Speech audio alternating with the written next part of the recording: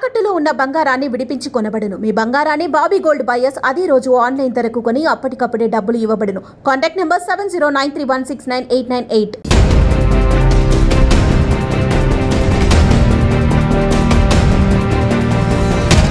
Telugu Desam party అధికారంలోకి వచ్చి నెల రోజులు గడవక ముందే ఆ నియోజకవర్గంలో వర్గపోరు తారాస్థాయికి చేరుకుంది. పార్టీలో రెండు వర్గాలుగా విడిపోయి ఒకరిపై మరొకరు ప్రతి విమర్శలు చేసుకుంటున్నారు. గత 5 సంవత్సరాలలో వైసీపీలో కూడా ఇదే వర్గపోరు వల్ల ఆ నియోజకవర్గ ప్రజలు నలిగిపోయారు. కేవలం విమర్శలు తప్ప ఆ నియోజకవర్గంలో అభివృద్ధి శూన్యం.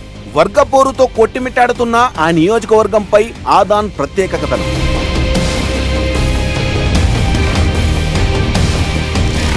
నంద్యాల జిల్లా నందికొట్కూరు నియోజకవర్గం ఇది.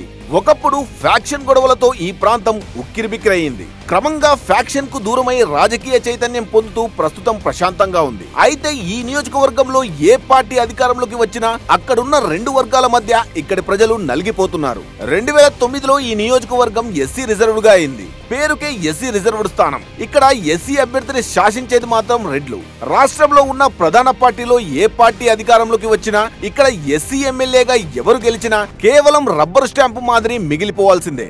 నియోజకవర్గంలో రెడ్డి అనుకున్నదే జరిగి తీరుతుంది. గత వైసీపీ పాలనలో బైరెడ్డి సిద్ధార్థ్ రెడ్డి చక్రం తిప్పారు. నియోజకవర్గంలో గెలిచిన వ్యక్తితో ఎలాంటి సంబంధం లేకుండా తానే ఎమ్మెల్యేగా పనిచేశారన్న విమర్శలు ఉన్నాయి. ప్రోటోకాల్ ప్రకారం నియోజకవర్గంలో ఏ అభివృద్ధి కార్యక్రమాలు చేపట్టినా స్థానిక ఎమ్మెల్యేని పిలవాలి. అలాంటిదేమీ లేకుండా మంత్రులు వచ్చినప్పుడు కూడా ఎమ్మెల్యేని పిలవకుండా నియోజకవర్గం పనులు చేస్తూ ముందుకు సాగారు. దీంతో గతంలో ఉన్న ఎమ్మెల్యే ఏమీ చేయలేకపోయారు. అనేక సార్లు పార్టీ అధినేత జగన్మోహన్ రెడ్డి దృష్టికి తీసుకెళ్లినా ప్రయోజనం లేకుండా పోయింది. నియోజకవర్గ in charge Siddharth Reddy MLA order కు మధ్య విభేదాలు తారాస్థాయికి చేరాయి. వీరిద్దరి మనస్పర్ధల వల్ల గడిచిన 5 సంవత్సరాలలో నియోజకవర్గంలో ఎలాంటి అభివృద్ధి జరగలేదని ప్రజలు చర్చించుకుంటున్నారు. ప్రస్తుతం తెలుగుదేశం పార్టీ అధికారంలోకి వచ్చింది. ఇక్కడ గిత్తా జయసూర్య ఎమ్మెల్యేగా గెలిచారు. గెలిచిన కొద్ది రోజులకే టీడీపీలో ముసలం మొదలైంది. మాజీ ఎమ్మెల్యే బైరెడ్డి రాజశేఖర్ రెడ్డి కుమార్తె బైరెడ్డి శబరి మొన్న జరిగిన ఎన్నికల్లో నంద్యాల ఎంపీగా గెలుపొందారు. దీంతో బైరెడ్డి రాజశేఖర్ రెడ్డి సొంత నియోజకవర్గమైన నందికొట్కూరులో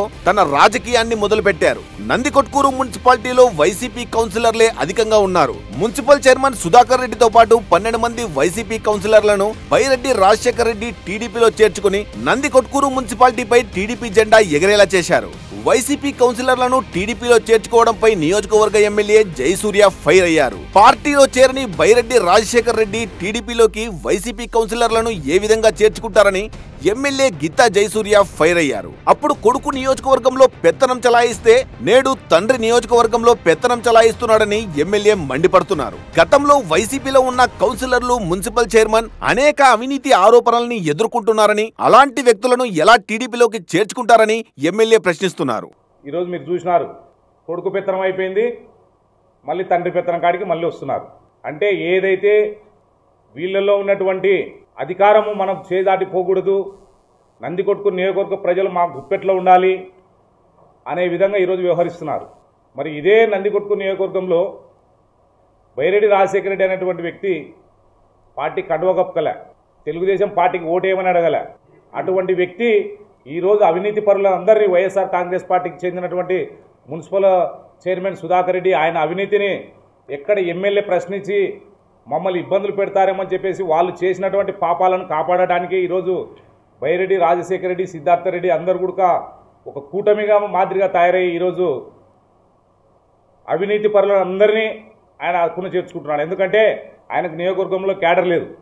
పార్టీలో చేరినటువంటి వ్యక్తులు కూడా ఈరోజు కండువాలు కప్తామని చెప్పేసి చెప్తున్నారు. మరి ఇది ఎంతవరకు సమంజసమని చెప్పేసి నేను అడుగుతున్నాను. అంటే ఈ అవినీతి పరులనంతా కాపాడడానికి ఈరోజు బైరెడ్డి రాజశేఖర రెడ్డి, బైరెడ్డి సిద్ధార్థ రెడ్డి ఏకమైనారని చెప్పేసి నేను ఈరోజు ఈ సందర్భంగా అనుమానాలు వస్తున్నాయి.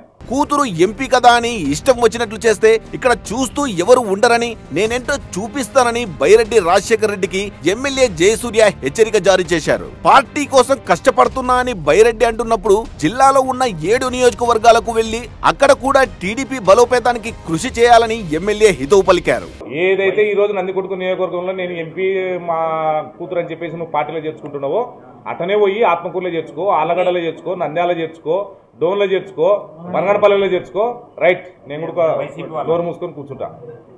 కానీ నువ్వు ఎక్కడ కాకుండా కేవలం నందికొట్కూరు నియోజకవర్గంలో చేస్తా అంటే మాత్రం నా సత్తా ఏందో కూడా నీకు చూపించాల్సి వస్తుంది. గిత్తా జయసూర్య నందికొట్కూరు ఇన్ఛార్జ్ మాన్ల శివానందరెడ్డికి అత్యంత సన్నిహితుడు.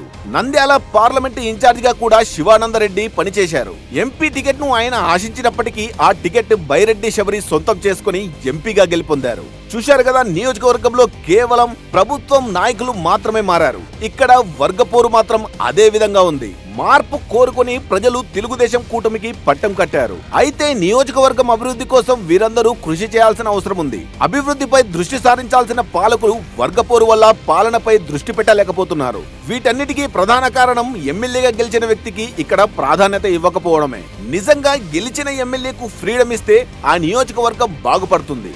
నందికొట్కూరు నియోజకవర్గంలో మొదలైన ఈ వర్గపోరు పట్ల తెలుగుదేశం అధినాయకత్వం ఏ విధంగా స్పందిస్తుందో వేచి చూడాల్సిన అవసరం ఉంది.